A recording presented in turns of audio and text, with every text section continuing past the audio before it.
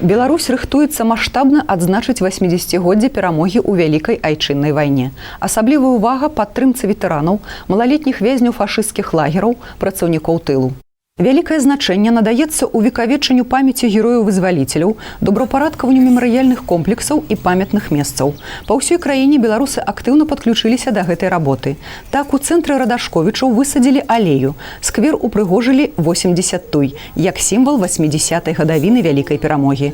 Да добрай справы падключыліся дэлегаты Усебеларускага народнага сходу, кіраўніцтва раёна, прадстаўнікі ветэранскай арганізацыі, дэпутаты розных узроўняў.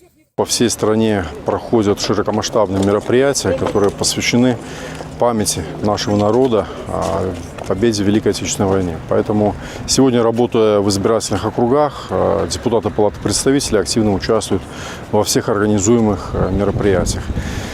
Я хочу отметить отдельно от себя, как являюсь членом комиссии по экологии и природопользованию, что это не только благоустройство, это, конечно же, мы отдаем там памяти тем воинам, тем нашим белорусам, которые в то время сражались за свободу нашей Родины. И сегодня наше молодое поколение может жить под мирным небом и дальше продолжать созидать. Удзел у закладцы алеі прынялі і прадстаўнікі маладзёжнага савета пры Маладзечынскім раённым савете дэпутатаў. Мы приняли участие в посадке туй, и таким образом мы хотели бы связать это с тем, что мы оставляем, закладываем наследие будущему поколению, чтобы они это наследие еще больше приумножали и увеличивали.